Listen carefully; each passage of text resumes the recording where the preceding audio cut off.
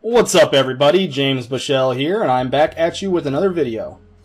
First off, I want to apologize for not coming out with a video in a while, but I've been extremely busy with exams and whatnot, but I am here now, and the goal is to produce weekly content for you lovely people.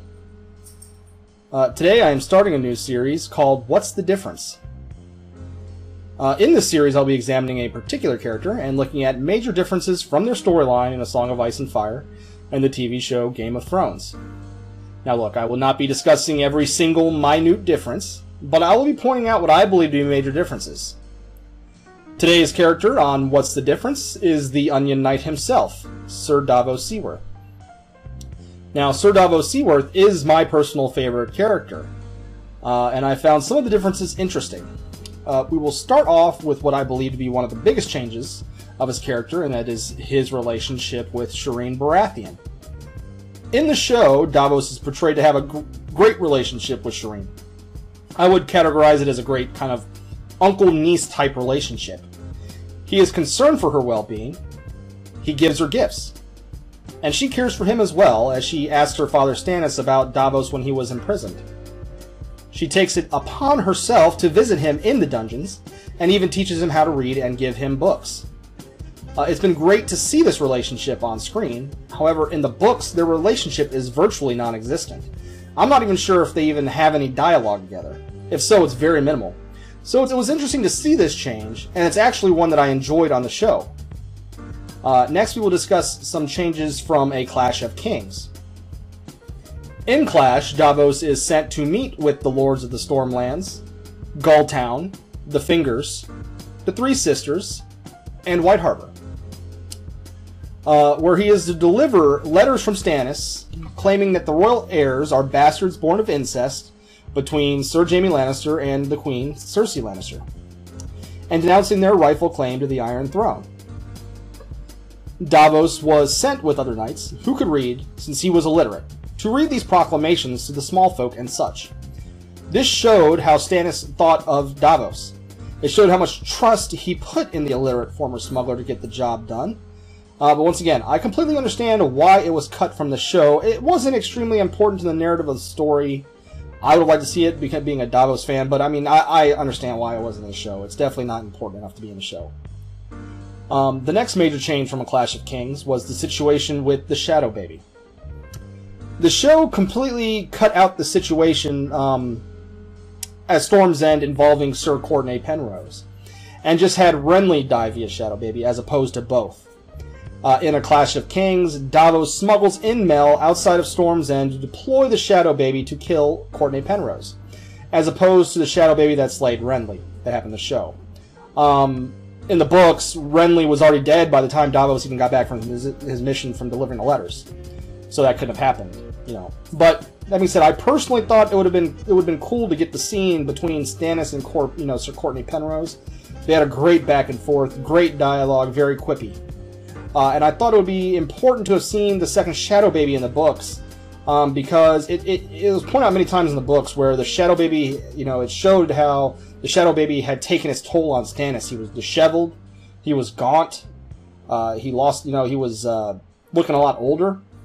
So I think it was important that they should have had that second Shadow Baby in there to show that. But that being said, they didn't go with it. I don't think it's a huge deal. I would have liked to have seen it, but, I digress. The next changes have to do with the battle at the Blackwater. The show had no Imry Florent, so instead of being second in charge of Stannis' fleet, Davos was in charge. He was also named Hand to Stannis at this time, which didn't happen in the books until later. We will get into that shortly. There is also the fact that on the show, Davos only had one son, named Mathos, where in the books he had 7 sons, named Dale, Allard, Mathos, Merrick, Devon, Stannis, and Stefan. In the ensuing battle, Davos loses 4 of his sons in the book: Dale, Allard, Mathos, and Merrick, and Devon is still Stannis' squire. But in the show, only Mathos dies. I understand the change, why they changed it, because they wouldn't cast all these people just to die in the Battle of the Blackwater. That's money.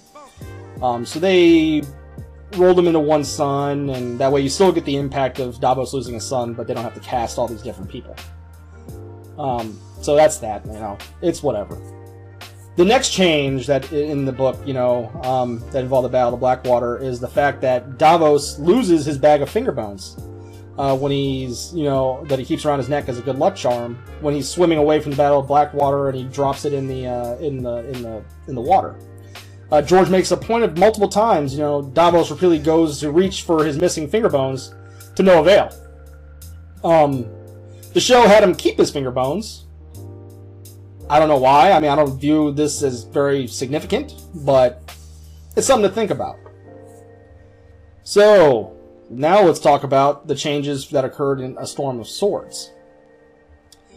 Early in A Storm of Swords, Davos has thoughts about killing Mel. You know, he views her as an accursed, blasphemous witch, and the reason why his sons were killed on the Blackwater.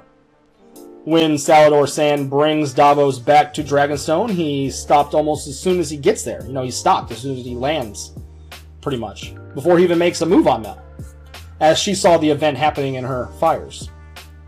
In the show, they actually have Davos and Mel in the same room, and he pulls a knife on her, and is stopped by guards.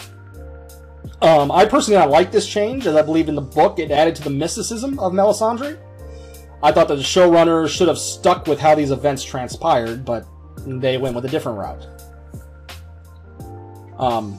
Next, we're going to be talking about the events that occurred in the dungeon. As previously stated with the stuff about Shireen, those events only transpire on the show, where she comes down and visits him and gives him books so he can learn to read. In the book, Davos is trapped, you know, he's trapped in the dungeon for a while, and his cellmate is the former hand of the king, Alliser Florent, who tried to betray Stannis to the Lannisters. Davos also has a very cryptic talk with Mel in the dungeon that did not occur in the show, and I wish that it had. They kind of molded that into the conversation that they had when they were rowing towards Storm's End to deliver the Shadow Baby, but I liked it, you know, how it transpired there in the dungeon. I believe that, you know, the conversation showed Mel's thought process, pretty much, and how Davos viewed her. Next, we have Stannis summoning Davos. On the way out of the dungeon, he has a confrontation with Axel Florent, who gave, you know, he gave Stannis this plan to attack Claw Isle for their lord betraying Stannis during the Blackwater, but innocent people were going to die. Axel Florent threatened Davos with death if he does not plan, you know, back his plan. He was going to chuck his ass off the storm, you know, off of Dragonstone. When Stannis asks Davos about this plan, Davos calls the plan evil, and has named Stannis' hand for not being scared of speaking his mind to Stannis. This really should have been included in the show, as it showcases the relationship between Stannis and Davos, how Davos is willing to speak his mind and do what is right, even if it results in his death, and the deep respect Stannis holds for Davos because of that. I think it should have been in the show, but it was not. Next we have the Edric Storm situation. Obviously, in the show, Edric Storm was replaced with Gendry. And Gendry is whom Davos frees in the show. In the books, that person is Edric Storm, who Davos occasionally talks to in the books. And aside from that, you know, it's a pretty similar situation, except that Gendry is actually a prisoner, whereas Edric Storm is actually a guest there, and he lives there. And then there's also the difference about the fact that Edric Storm is sent away on an actual ship with a crew and escort, where Gendry is given a rowboat and a good luck. Good luck, sailor. Yeah, that's that situation.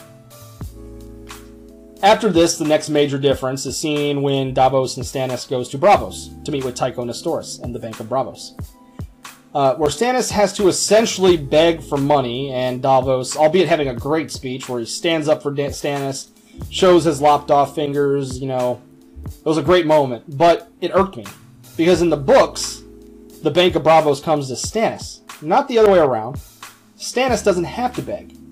It's just another case of D&D shitting on Stannis.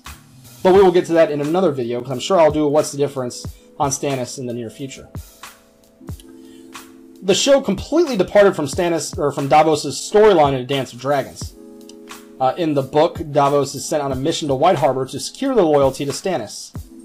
Davos is sent with Salladhor Saan and the Lysene pirates to White Harbor.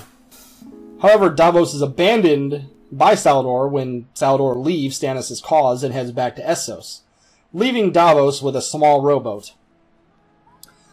He ends up being caught by Sisterton and has a conversation with their lord, Godric Burrell, who tells him about the situation, what's going on in White Harbor with the Freys, and lets him go because he wants the situation rectified. He has no love for the Freys. Davos arrives at White Harbor and at the Merman's court pleads his case to Wyman Manderly. His daughter, Wyla Manderly, says they should support Stannis right in front of the Freys, and Wyman has her taken out of the room and publicly condemns Davos to death and takes him prisoner. At this time, Davos is being held in the Wolf's Den, and Wyman has a look-alike executed in Davos' place. Wyman then has that man's his fingers cut off, so it resembles Davos' hand, and puts the dead man's head and hands on a spike to show that, Davos is dead. Manderly then sends false reports to King's Landing telling them that Davos is dead, and that he will swear, and he tells Davos that he will swear allegiance to Stannis if Davos can go to Skagos and retrieve Rickon Stark, who he heard was alive through Wex Pike. And we get the great North Remembers line, one of the greatest lines in the book. In the show, Davos essentially just stuck with Stannis, and didn't do too much. He gave Shireen a stag carving and was told to go back to Castle Black to get help from the Night's Watch, when in reality, Stannis wanted him gone because he was going to burn Shireen. This, of course, sucked on multiple fronts, being a Stannis and Davos fan, and his storyline and dance was exponentially cooler, 50 times cooler than what we got from Davos in the show in Season 5. I personally think they should have stuck with the same storyline, and though it appears we're actually going to be getting some Northern Lords in Season 6, I feel it's too late as in terms of Davos' character to be part of that storyline.